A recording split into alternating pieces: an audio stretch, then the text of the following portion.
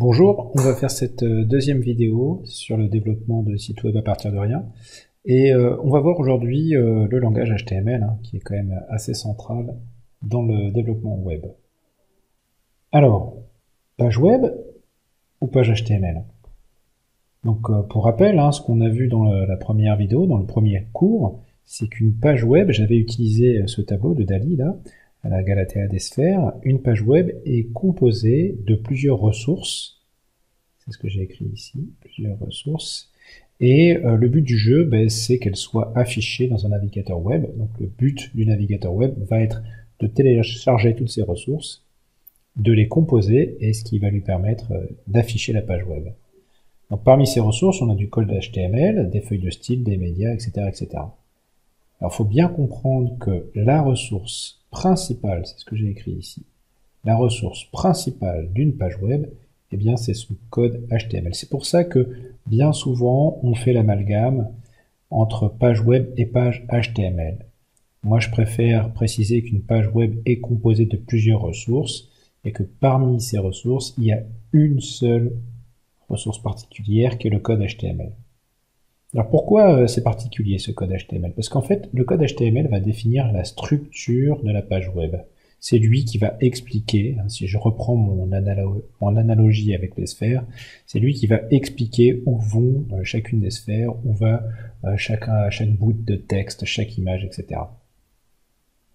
Donc du coup, pour visualiser une page web, on utilise son navigateur, on va faire une requête, donc une URL vers le code HTML. En fait, la requête qu'on envoie, c'est pour obtenir la première ressource, donc le code HTML de la page web.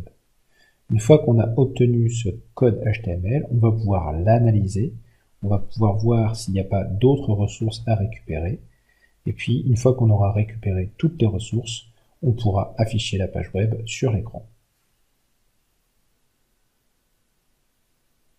Ok, donnons plus de précision sur cette ressource, la page HTML. Pour rappel, c'est vraiment du texte. Du texte, ça veut dire quoi? C'est-à-dire que c'est une succession de caractères alphabétiques, numériques ou autres. Donc là, moi, je vous ai donné un exemple de page HTML sur la gauche, donc on voit bien que c'est du texte. Et alors, il me faut de suite préciser que la première ligne, donc là c'est important, on terminera par un caractère qui a un retour chariot. La première ligne précise que ce texte c'est du HTML. Donc lorsqu'un navigateur va ouvrir ce texte, il saura que c'est un document HTML. Et on peut, en fonction des caractères qu'on met, on peut préciser la version de HTML. Donc en mettant les caractères tels que je les ai écrits moi, donc inférieur, point d'exclamation, doctype, espace, HTML, et puis ensuite on ferme les chevrons, ça c'est pour préciser que c'est la dernière version de HTML. Alors ok, je ne vais pas passer plus de temps sur cette ligne. Les autres lignes, c'est une longue séquence de caractères. Moi j'ai utilisé des retours chariots, j'indente le texte, je mets des espaces pour faciliter sa lisibilité. Mais il faut bien comprendre que pour le navigateur, c'est juste une suite de caractères, une chaîne de caractères. Alors vous remarquez, parce que c'est mis en avant par la coloration syntaxique de mon éditeur de code, vous remarquez que dans ce texte, il y a des parties du texte qui sont un peu particulières, parce qu'elles sont encadrées par des chevrons, inférieur, supérieur ici. Vous voyez qu'ici, mon éditeur de code les a toutes coloriées de la même couleur. Donc on appelle ces parties des balises. Donc les balises HTML, elles permettent de structurer le document HTML. Là on en voit beaucoup, il y a la balise HTML, la balise head, la balise title, etc. Et bien souvent on a une balise ouvrante, on a quelque chose à l'intérieur, et juste après on a la balise fermante. Donc là, vous voyez HTML, j'ai la balise ouvrante, balise fermante, et si vous regardez, il y a ce caractère-là qui précise que la balise est fermante, le caractère slash. Donc là, j'ai la balise head, ouvrante, la balise fermante est ici. Balise ouvrante, balise fermante. Balise ouvrante, balise fermante et à l'intérieur du texte. Alors, ce qui est assez intéressant, c'est que cette structuration en balise ouvrante et balise fermante, eh bien, elle donne un arbre. Vous voyez, là, j'ai dessiné l'arbre à côté, j'ai la balise ouvrante HTML. À l'intérieur de HTML, j'ai la balise ouvrante head. À l'intérieur de la balise head, j'ai la balise ouvrante title. Et à l'intérieur de title, j'ai une chaîne de caractères. Donc là, c'est pas une balise, j'aurais pu préciser que c'est un nœud particulier. J'ai préféré considérer que c'était un nœud comme les autres. Si je continue mon texte, ensuite, toujours sous HTML, si vous regardez, je suis remonté ici, Là, j'ai la balise body, et puis le texte bonjour, c'est la seule page que j'ai. Donc en fait, qu'est-ce que c'est qu'une page HTML? C'est du texte. La première ligne précise le prologue, c'est ce qu'on appelle le prologue HTML. Cette première ligne précise que c'est vraiment du HTML, précise la version de HTML, et les autres lignes, les autres caractères, eh bien, peuvent contenir des balises HTML qui vont donner une structure arborescente au code HTML. Donc c'est du texte qui encode un arbre de balises. Alors on vient de voir que le code HTML c'était du texte structuré sous forme d'arbre par des balises. Ces balises, elles ont un rôle vraiment important dans HTML. Elles structurent la page web, c'est-à-dire qu'elles vont préciser et donner des informations au navigateur pour qu'il, lui, il sache comment afficher la page web, où placer des éléments. Mais elles donnent aussi des informations pour savoir quoi afficher. Alors, il y a vraiment beaucoup de balises, hein. Je crois qu'il y en a plus de 300, et je vous présente ici une liste non exhaustive des balises que je juge moi les plus importantes, du moins au début quand on commence HTML. Alors, il y a les premières balises, c'est celles qui vont vraiment structurer la page HTML, donc avec la balise HTML, hein, qui est la racine de notre arbre, la balise head, hein, qui donne, c'est dans cette balise, c'est la tête du document, hein, c'est dans cette balise qu'on va donner plusieurs informations sur la page HTML. On verra notamment que c'est là-dedans qu'on mettra les ressources qui composent la page web. La balise titre, qui définit le titre de la page web, c'est ce qui sera affiché dans l'onglet, et la balise body qui, elle, va contenir tous les éléments, toutes les informations qui seront réellement affichées par le navigateur. Alors, je vous ai montré ici deux balises qui permettent de lier, d'ajouter de nouvelles ressources à cette page web. Donc le style, ça permet directement d'embarquer un style. On verra cela au chapitre 3, il y aura une autre vidéo, où on a aussi la possibilité de lier vraiment une autre ressource, donc un autre morceau de texte, hein, et pour dire quel est le type de ce texte, c'est là aussi qu'on peut faire un lien avec des feuilles de style CSS. On verra ça aussi dans la prochaine vidéo. Alors, une balise qu'on a vue dans la première vidéo, c'est la balise A qui permet de faire un lien hypertexte vers une autre page. Et puis ensuite, il y a plein d'autres balises qui permettent d'afficher du texte. Donc les balises H1, H2, H3, H4, H5 et H6 définissent des niveaux de titre. Ça permet de donner un petit peu de volume. C'est des caractères un petit peu différents. Ils sont un peu plus grands, un peu plus gras, de structurer un peu notre texte. On analyse P, la balise P qui permet de définir un paragraphe de texte. La balise BR, c'est un saut de ligne. La balise HR, c'est une ligne grise pour délimiter deux sections de page. UL, c'est une liste non énumérée. OL, une liste énumérée. Et LI, ce sont des éléments dans une liste. Donc avec toutes ces balises, vous pouvez faire du texte un peu classique, comme on pourrait faire si on avait du Markdown pour ceux qui utilisent le Markdown. Alors après, on peut intégrer des médias dans notre page web, donc des images, du son, des vidéos. À chaque fois, on pourra préciser des propriétés. Donc là, il suffit à chaque fois d'utiliser la balise qui correspond aux médias que l'on veut intégrer dans notre page web. La balise image IMG permet de dire au navigateur, eh bien, il y a une image, il y a une autre ressource, tu dois aller chercher cette autre image. Et lorsque tu vas afficher la page web à l'écran, eh bien, tu devras afficher cette image. Donc de même pour le son ou pour la vidéo. On a des balises particulières, je reviendrai sur cette balise, qui permettent juste de structurer un peu plus la page web. Donc ça, c'est fortement utilisé lorsqu'on veut, par exemple, ajouter un composant ou un sous-composant et lui donner un style un peu particulier. Je reviendrai sur ces balises par la suite. Et la balise script qui permet d'intégrer du code HTML, pardon, du code JavaScript, et j'expliquerai cela dans le chapitre 9. Alors, on a notre document HTML qui est ici. C'est du texte. Il y a plein de balises à l'intérieur. Ces balises, elles expliquent au navigateur la façon dont il doit afficher les informations à l'écran. Donc, l'objectif, c'est de passer du texte à l'image. Donc ça, c'est un travail qui est fait par le navigateur. Le navigateur, il va chercher une page HTML. S'il y a des ressources qui sont indiquées dans cette page HTML, que ce soit des feuilles de style, des images, du son, des vidéos, il va les chercher. Et ensuite, il faut qu'il compose toutes ces ressources et donc qu'il crée une sorte d'image à l'écran, et c'est cette image qui sera visualisée par le navigateur. C'est ce qu'on appelle le painting. Le painting, ça demande au navigateur web d'afficher la page HTML. Donc c'est cette opération, je prends du texte et je vais afficher la page web dans le navigateur. Alors pour faire cette opération, on a d'abord la traduction de la page HTML dans un arbre. Donc c'est l'arbre que je vous ai présenté, c'est l'arbre des balises, et c'est à partir de l'arbre des balises que l'on pourra créer l'image. Donc d'abord, construction 1, construction de l'arbre des balises à partir du code HTML. Donc c'est une transformation de texte vers arbre. Deuxième étape du painting, je vais construire une image, construction d'une image à partir de l'arbre des balises, de l'arbre vers l'image. Voilà, ça c'est le painting, et c'est ce que fait votre navigateur web à chaque fois que vous voulez afficher une page web. Alors on va expliquer ces deux étapes. Donc la première étape du painting, c'est de passer du texte, donc du HTML, c'est du texte, vers l'arbre des balises.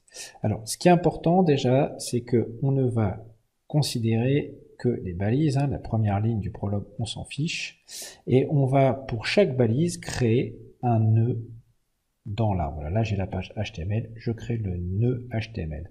Là j'ai la balise head, je crée le nœud head. Donc c'est assez facile en fait, c'est un parseur textuel qui va juste parcourir tous les caractères de ce texte, qui est ma page HTML, et à chaque fois qu'il va croiser une nouvelle balise, là je croise une nouvelle balise, alors il crée un nœud, je croise la nouvelle balise, je crée le nœud, et j'ajoute le nœud comme nouveau fils du nœud précédent. Donc on commence à la racine, on crée ce nœud, le nœud HTML qui est là, on croise une nouvelle balise, on ajoute un nœud fils au nœud HTML. Donc ça, cette opération de création des nœuds de structure, des nœuds de balise, elle est vraiment facile. Une petite particularité, et c'est pour ça que je voulais montrer ça, c'est quand on a du texte. Donc là, ici, je vous ai mis un texte un peu bizarre. Toute cette partie, c'est un texte. Tac, tac, tac. Ici, on a un texte. Puis une balise. Puis à nouveau du texte. Puis une balise, etc. Donc là, qu'est-ce qui se passe? Je crée la balise body. Ok, je vois la balise body, elle est là. Sous la balise body, je vois une balise H1. Je crée le nœud H1. Je vois du texte. Vous me direz, c'est pas très compliqué ce texte, mais déjà vous voyez que, je sais pas si vous voyez bien, mais à la suite de ce texte, il y a un espace. Eh bien, en fait, quand votre navigateur va construire l'arbre, il va supprimer tous les espaces qu'il juge inutiles.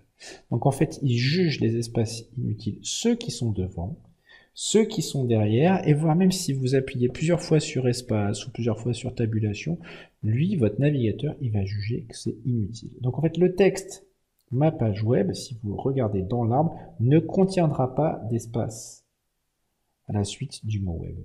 Beaucoup plus particulier, donc j'ai fini la balise H1, hop, elle est fermée. Je remonte donc, l'algorithme qui va parser ce texte va se dire, ok, la balise H1 est fermée, il ne peut pas y avoir de fils de la balise H1. Donc il va considérer que si jamais il croise une nouvelle balise, il va la rattacher à la balise body. Et là il croise du texte, alors il rajoute le nœud textuel comme fils de la balise body. Et ce texte, si vous regardez, j'ai mis plein d'espaces, j'ai mis un retour chariot, deux retours chariot, des espaces ici. Là encore, le navigateur, lorsqu'il va construire l'arbre, il va nettoyer tous ces espaces, toutes ces tabulations qu'il juge complètement inutiles. Donc il va supprimer toutes les tabulations qui sont ici. Là, j'avais ajouté des tabulations. Il va supprimer tous les retours chariots. Et il ne va garder que l'essentiel du texte. Bonjour, virgule, c'est la seule page que j'ai. Espace, point d'exclamation. Donc là, j'ai oublié point d'exclamation. Mais en fait, dans le nœud textuel, il ne va enregistrer que ce texte-là. On continue, il va croiser une nouvelle balise, il va l'ajouter sous body. Là encore, j'ai ajouté plein d'espaces, il s'en fiche. Il va tout supprimer, etc., etc. Donc ça, c'est important, parce que il y a parfois des mauvais réflexes. On aimerait changer l'affichage de la page HTML et on ajoute des retours chariots, on ajoute des espaces, on ajoute des tabulations. Il faut savoir que dès la première étape du painting, votre navigateur va supprimer tous ces espaces. Donc ça sert à rien d'en rajouter, ça sert à rien de faire quelque chose de joli ici. Il faut juste que ça soit lisible pour le développement parce que votre navigateur va tout supprimer. Bien, deuxième étape du painting, on a construit l'arbre, maintenant il faut construire l'image. Et la question qu'on doit se poser, c'est comment on va répartir ces morceaux de l'arbre dans une image. Alors, regardez, votre navigateur, qu'est-ce qu'il va faire? Il va d'abord commencer par créer un grand carré. Ce grand carré, c'est la taille de votre image et ça correspond à la taille de votre navigateur web. Donc vous n'avez qu'à imaginer que vous avez la petite fenêtre de votre navigateur web qui est là. Chose importante, c'est qu'il ne va afficher dans le contenu de votre navigateur que la partie body de l'arbre. Donc je me suis intéressé uniquement à ceux qui se situaient sous la balise body. Et ensuite, il va appliquer deux règles très bêtes. Il va mettre des boîtes pour tous les nœuds de l'arbre. Donc une boîte pour body, une boîte pour H1, une boîte pour cette chaîne de caractères, une boîte pour être sur chaîne de caractères, etc., etc. Donc il ajoute des boîtes, il met des boîtes et ces boîtes vont lui permettre de savoir où sont situés les éléments. Et ensuite il a deux principes de positionnement. Premier principe de positionnement des boîtes. La boîte allouée à un nœud de l'arbre contient les boîtes allouées à ses fils. D'accord? Donc ça veut dire qu'il va y avoir la boîte body. Donc c'est un carré, je l'ai dessiné ici, et cette boîte body, elle va contenir toutes les autres boîtes. Regardez, en termes d'affichage, en termes de dessin, il n'y a aucune boîte qui sortira de body. Votre navigateur web va construire une image, va ajouter une boîte pour body, et toutes les boîtes, tous les nœuds qui seront à l'intérieur de body seront représentés par des boîtes, des carrés, en quelque sorte, des rectangles, et ces boîtes seront donc intégrées dans la boîte qui correspond à la balise body. Si je descends maintenant, la boîte H1, il y a la boîte H1. La boîte H1 va contenir la boîte qui correspond au texte de ma page. Donc ça, c'est le premier principe de positionnement et on comprend pourquoi c'est utile d'avoir un arbre finalement. C'est plus facile de dessiner une image à partir d'un arbre plutôt qu'à partir d'un texte. Si on avait eu que le texte, eh bien il aurait fallu faire autrement. Là, on a une structure arborescente, on a un arbre, et donc on peut, avec ce premier principe, déjà donner un guide sur la façon dont on va afficher les éléments du HTML dans une image, parce que c'est une image qu'il va y avoir sur le navigateur, eh bien c'est des boîtes dans des boîtes dans des boîtes. Deuxième principe de positionnement des boîtes. Les boîtes allouées à des nœuds frères, donc là ici ces nœuds-là sont frères, sont positionnées les unes au-dessus des autres, donc il y aura une boîte pour H1, une boîte pour ce texte, une boîte, etc., etc. Donc comment on positionne ces boîtes? Eh bien soit les unes au-dessus des autres, ce qu'on appelle en mode bloc, soit les unes après les autres. Alors on a deux façons de positionner les boîtes, les unes au-dessus des autres, c'est comme ça, c'est une pile, soit les unes après les autres, comme ça. Voilà. Et il faut choisir. Ah, mais comment on choisit? Ah, ben ça dépend des balises. Le choix entre le mode bloc ou inline, ça c'est bloc, ça c'est le choix bloc, ça c'est inline, en ligne. Le choix entre le mode bloc ou inline, eh bien ça dépend de chaque balise. Et on a un tableau. Le tableau, il est là. On met en bloc pour les balises div, footer, form, h1, header, etc., etc. Je vous ai toutes notées ici. Et on met inline pour les balises A, B, BR, button, etc., etc. Donc, qu'est-ce que ça veut dire? Je vais prendre les fils qui sont là. Ce nœud-là, ce nœud-là, ce nœud-là, ce nœud-là, et je vais essayer de les chercher. H1. H1, c'est un bloc. Ah, si c'est un bloc, ça veut dire que la balise H1, hop, elle sera en haut. Et la balise suivante, elle sera dessous. Donc le texte sera dessous. Bonjour, c'est la seule page que j'ai. Donc ça sera dessous. Texte, c'est inline. Texte libre, c'est inline. Donc ça veut dire que la balise A, elle sera à côté. Regardez, c'est exactement ce que j'ai fait. Balise A, c'est inline aussi. Donc ensuite, on a la balise div. Div A, c'est en haut. Donc la balise div va se retrouver ici. Et c'est exactement ce que j'ai dessiné ici. En fait. Vous avez la balise H1 qui est en mode bloc. Celle-là, si vous n'avez pas bien compris, ça c'est du mode bloc. Ça, c'est du mode inline. Donc, les unes après les autres. Ça, c'est du mode inline. Et ça, c'est du mode bloc. Voilà. Et ça, c'est un principe HTML. Ce n'est pas un principe CSS. C'est vraiment un principe HTML. Et donc, rien qu'avec ce deuxième principe, on comprend comment le navigateur crée l'image, fait le painting, affiche votre page HTML. Bien, c'est tout pour HTML en fait. C'est vraiment l'essentiel que je vous ai donné sur HTML. Et bien sûr qu'ensuite il faut apprendre toutes les balises, hein. Mais là, les principes, les concepts que je vous ai donnés, ça permet déjà de bien comprendre à quoi sert HTML. Donc déjà, rappelez-vous que le code HTML, c'est la ressource principale d'une page web. Une page web n'est pas constituée uniquement de HTML. Le HTML, c'est sa colonne vertébrale. Le HTML, il va pointer les autres ressources, les images, les styles, le JavaScript, etc. Ça définit la structure de la page. Il y a un code HTML par page web. Ce code, c'est du texte. Il faut bien comprendre que c'est du texte. Donc, c'est une suite de caractères qui commence par un prologue. Ça, je vous l'ai montré, la première ligne. Et ensuite, il y a un arbre de balises, ce qu'on appelle le DOM. Donc, il y en a plein des balises. J'ai dit 300 tout à l'heure. En fait, c'est 100 balises. Il y a plus de 100 balises. Chacune va avoir sa propre sémantique.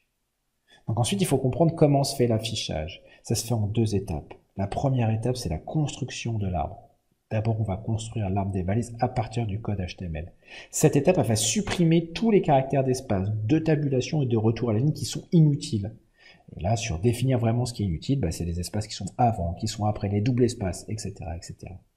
La deuxième étape consiste à positionner les balises HTML dans des boîtes selon 2 principes de positionnement. Premièrement, la boîte du parent contient les boîtes des enfants. On met les boîtes dans les boîtes. Deuxième principe, les boîtes d'éléments frères sont soit mises en ligne, soit les unes au-dessus des autres en mode bloc en fonction du type des balises. Voilà, avec ces principes, vous avez déjà une bonne base pour comprendre ce qu'est HTML.